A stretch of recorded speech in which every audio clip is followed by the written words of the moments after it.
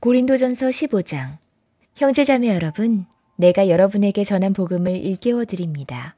여러분은 그 복음을 전해받았으며 또한 그 안에 서 있습니다. 내가 여러분에게 복음을 전해드린 말씀을 헛되이 믿지 않고 그것을 굳게 잡고 있으면 그 복음을 통하여 여러분도 구원을 얻을 것입니다. 나도 전해받은 중요한 것을 여러분에게 전해드렸습니다. 그것은 곧 그리스도께서 성경대로 우리 죄를 위하여 죽으셨다는 것과 무덤에 묻히셨다는 것과 성경대로 사흘날에 살아나셨다는 것과 게바에게 나타나시고 다음에 12제자에게 나타나셨다고 하는 것입니다. 그 후에 그리스도께서는 한 번에 500명이 넘는 형제자매들에게 나타나셨는데 그 가운데 더러는 세상을 떠났지만 대다수는 지금도 살아있습니다. 다음에 야고보에게 나타나시고 그 다음에 모든 사도들에게 나타나셨습니다. 그런데 맨 나중에 다리 차지 못하여 난 자와 같은 나에게도 나타나셨습니다.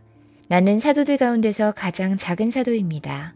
나는 사도라고 불릴 만한 자격도 없습니다. 그것은 내가 하나님의 교회를 박해했기 때문입니다. 그러나 나는 하나님의 은혜로 오늘의 내가 되었습니다. 나에게 베풀어 주신 하나님의 은혜는 헛되지 않았습니다. 나는 사도들 가운데 어느 누구보다도 더 열심히 일했습니다. 그러나 이렇게 한 것은 내가 아니라 나와 함께 하신 하나님의 은혜입니다. 그러므로 나나 그들이나 할 것 없이 우리는 이렇게 전파하고 있으며 여러분은 이렇게 믿었습니다. 그리스도께서 죽은 사람 가운데서 살아나셨다고 우리가 전파하는데 어찌하여 여러분 가운데 더러는 죽은 사람의 부활이 없다고 말합니까? 죽은 사람의 부활이 없다면 그리스도께서도 살아나지 못하셨을 것입니다. 그리스도께서 살아나지 않으셨다면 우리의 선포도 헛되고 여러분의 믿음도 헛될 것입니다. 우리는 또한 하나님을 거짓되이 증언하는 자로 판명될 것입니다. 그것은 죽은 사람이 살아나는 일이 정말로 없다면 하나님께서 그리스도를 살리지 아니하셨을 터인데도 하나님께서 그리스도를 살리셨다고 하나님에 대하여 우리가 증언했기 때문입니다.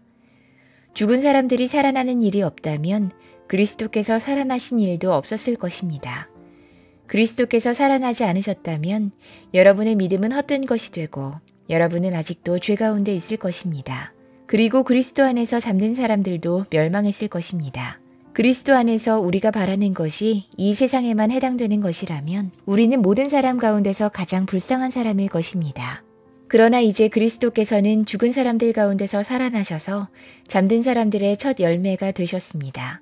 한 사람으로 말미암아 죽음이 들어왔으니 또한 한 사람으로 말미암아 죽은 사람의 부활도 옵니다. 아담 안에서 모든 사람이 죽는 것과 같이 그리스도 안에서 모든 사람이 살아나게 될 것입니다. 그러나 각각 제 차례대로 그렇게 될 것입니다. 첫째는 첫 열매이신 그리스도요. 그 다음은 그리스도께서 재림하실 때에 그리스도께 속한 사람들입니다. 그때가 마지막입니다. 그때 그리스도께서 모든 통치와 모든 권위와 모든 권력을 패하시고 그 나라를 하나님 아버지께 넘겨드리실 것입니다. 하나님께서 모든 원수를 그리스도의 발 아래에 두실 때까지 그리스도께서 다스리셔야 합니다. 맨 마지막으로 멸망받을 원수는 죽음입니다. 성경에 이르기를 하나님께서 모든 것을 그의 발 아래에 굴복시키셨다 했습니다. 모든 것을 굴복시켰다고 말할 때에는 모든 것을 그에게 굴복시키신 분은 그 가운데 들어있지 않은 것이 명백합니다. 그러나 모든 것이 하나님께 굴복당할 그때에는 아들까지도 모든 것을 자기에게 굴복시키신 분에게 굴복하실 것입니다. 그래서 하나님은 만유의 주님이 되실 것입니다.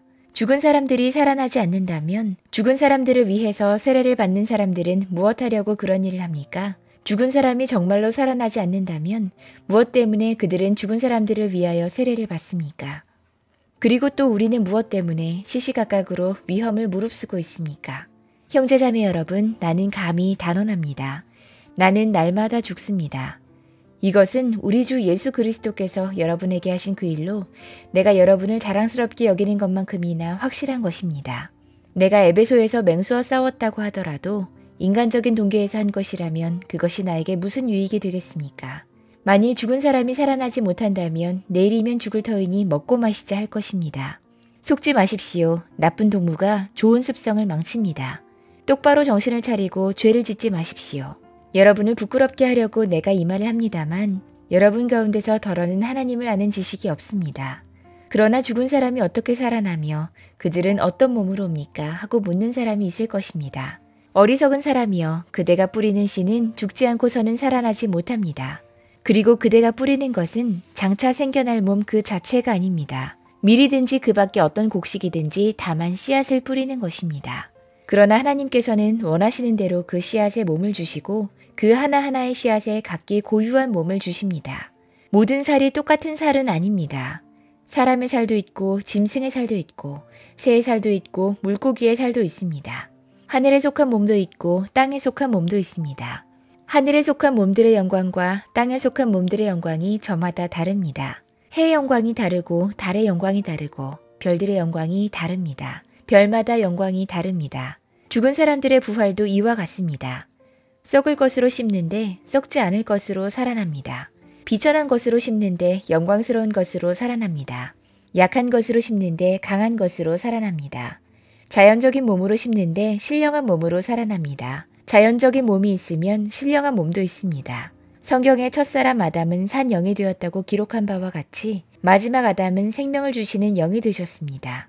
그러나 신령한 것이 먼저가 아닙니다. 자연적인 것이 먼저요. 그 다음에 신령한 것입니다. 첫사람은 땅에서 났으므로 흙으로 되어 있지만 둘째 사람은 하늘에서 났습니다. 흙으로 빚은 그 사람과 같이 흙으로 되어 있는 사람들이 그러하고 하늘에 속한 그분과 같이 하늘에 속한 사람들이 그러합니다. 흙으로 빚은 그 사람의 형상을 우리가 입은 것과 같이 우리는 또한 하늘에 속한 그분의 형상을 입을 것입니다. 형제자매 여러분, 내가 말하려는 것은 이것입니다. 살과 피는 하나님 나라를 유산으로 받을 수 없고 썩을 것은 썩지 않을 것을 유산으로 받지 못합니다. 보십시오. 내가 여러분에게 비밀을 하나 말씀드리겠습니다. 우리가 다 잠들 것이 아니라 다 변화할 터인데 마지막 나팔이 울릴 때 눈 깜빡할 사이에 홀연히 그렇게 될 것입니다. 나팔 소리가 나면 죽은 사람은 썩어 없어지지 않을 몸으로 살아나고 우리는 변화할 것입니다. 썩을 몸이 썩지 않을 것을 입어야 하고 죽을 몸이 죽지 않을 것을 입어야 합니다. 썩을 이 몸이 썩지 않을 것을 입고 죽을 이 몸이 죽지 않을 것을 입을 그때에 이렇게 기록한 성경 말씀이 이루어질 것입니다. 죽음을 삼키고서 승리를 얻었다. 죽음아 너의 승리가 어디에 있느냐? 죽음아 너의 독침이 어디에 있느냐? 죽음의 독침은 죄요. 죄의 권세는 율법입니다. 그러나 우리 주 예수 그리스도를 통하여 우리에게 승리를 주시는 하나님께 우리는 감사를 드립니다. 그러므로 나의 사랑하는 형제자매 여러분, 굳게 서서 흔들리지 말고 주님의 일을 더욱 많이 하십시오. 여러분이 아는 대로 여러분의 수고가 주님 안에서 헛되지 않습니다.